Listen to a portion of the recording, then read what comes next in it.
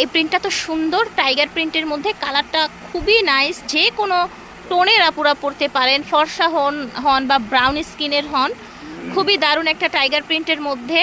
আর এটার ওড়নাটা তো অবভিয়াসলি অনেক বেশি সুন্দর হবে। এই যে দেখেন, এটা দেখেন, ওকে, এটা দেখেন, এটা হচ্ছে ওড়নাটা, ওকে, এটা দেখেন,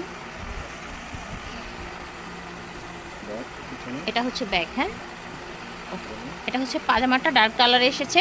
ও মাই গড, ওড়নাটা দেখেন, সবচাইতে বেশি কিউট ওড়না, সবচাইতে গর্জিয়াস।